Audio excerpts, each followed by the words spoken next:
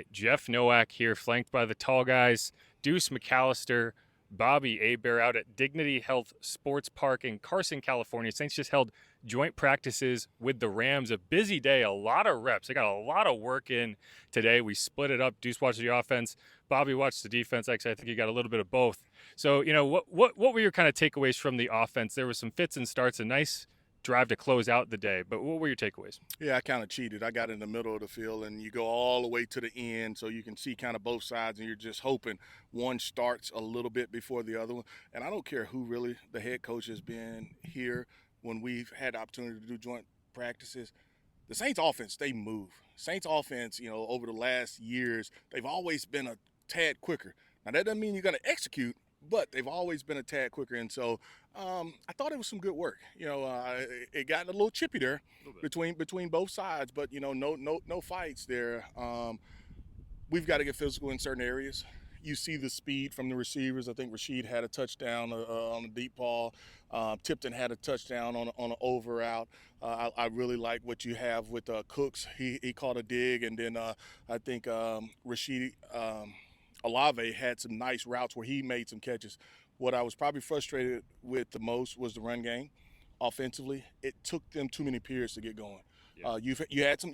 Now Alvin had a run or two. Cam Akers, Ken Dre had a run or two, but it took them too long to really get some room running the ball, and so that's something that we've got to continue to monitor. And also, coming into it, the development of tackle 6, guards, 7, offensive linemen 6, 7, or 8 will be critical for this team. I mean, because I think if you can't develop those guys, if you get any bumps and bruises up front, and right now we're suffering one with Trevor not being available, it's going to be an issue.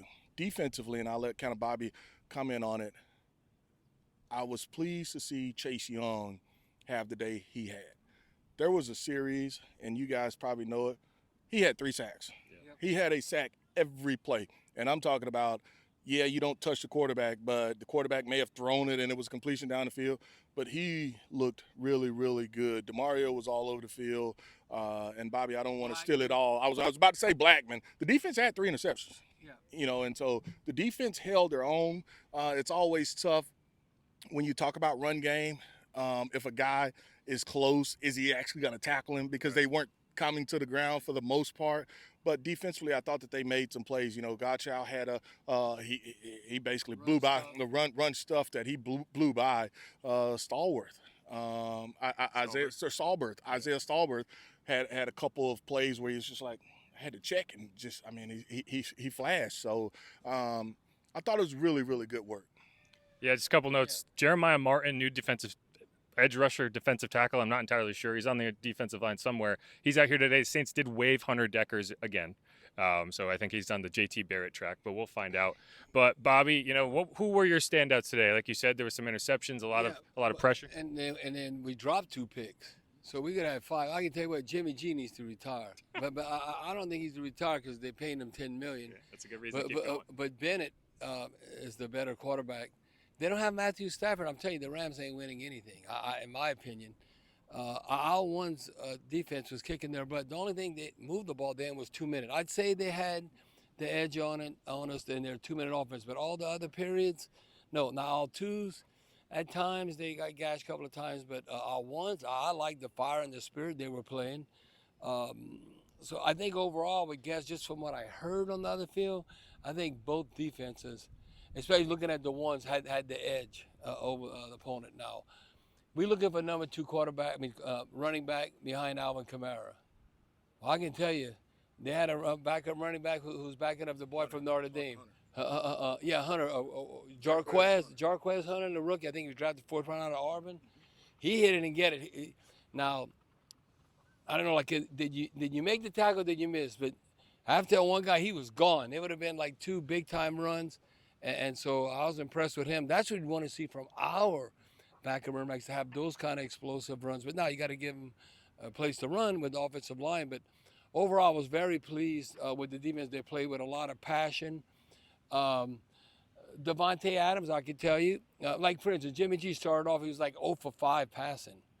And then they got a low rhythm with Devontae Adams. I could see, you know how they would game plan. Okay, maybe your players are better than ours and trying to look for your weakness. And as good as Kool-Aid's been practicing, I could see them going after Kool-Aid with Devontae Adams. Because you've seen 3 or 4 catches, and not necessarily like bombs, or they're like an 8-yard completion, 12, those type plays. And then you could see a screenplay with Puka, Nakua, running those plays. But no, I thought I was very pleased with the defense.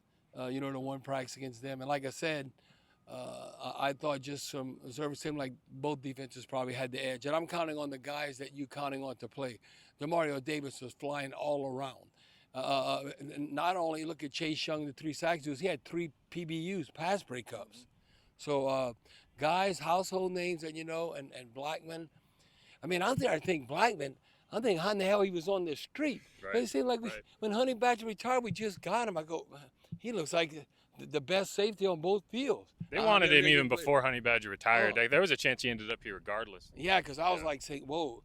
I mean, and nothing against Reed, but to me, Blackman, playmakers on a different level. I'm just keeping it real. It's a good tandem. One other question. Juwan Johnson, I think, he dealt with an injury early in camp. I think it was a little slow going for him.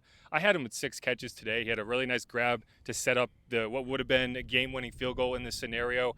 I just think it seems to me like one of the factors in this quarterback battle is going to be whoever uses that tight end position the best, because you don't have a big-bodied receiver. He is that big-bodied receiver. What did you see from Juwan, and what do you want to see from Juwan going forward? Stay healthy, because he's a difference maker. I mean, I agree with you 100%. Saints offensively, when they couldn't run the ball, they went to Juwan early, and every time he got open, and they couldn't guard him. They could not guard him, and so anything underneath probably 10 to 12 yards, he worked and he got the ball every time. I mean, there was one catch on the sideline he made, and it was just like, they were over there talking, but they hushed really quick because it looked like he wasn't going to be able to make it, but he was able to make it. And so if he can stay healthy, he gives the Saints a little bit different body, because like you said, from a big receiver, we don't really have it outside of Wilson. I mean, and so he can fill that void easily. Jeff, whoever stood out, and I think their head coach, can't think of his name right now. Sean McVay got a little ticked off because Nathan Shepard, he hit Kyron Williams, so he tackled his behind. Yeah. He's like, wait, we're not supposed to. We're supposed to just, hit and not take him to the ground. This is our house. What are you doing? Yeah. But Nathan Shepard, I thought, like playing the run, he was impressive. Whoever's in front of him, he was whooping, and that's what it's going to take to make the team. And like again, I was impressed with Nathan Shepard, Chris Rump talking a lot of smack, backing up, and so I mean a lot of playing Coach Staley. He had a few choice words standing by him, and he was getting the defense fired up, and they were responding to him. Now we got to be the tone setter. We setting the tone. So I was impressed with our defense in this one practice against the Rams.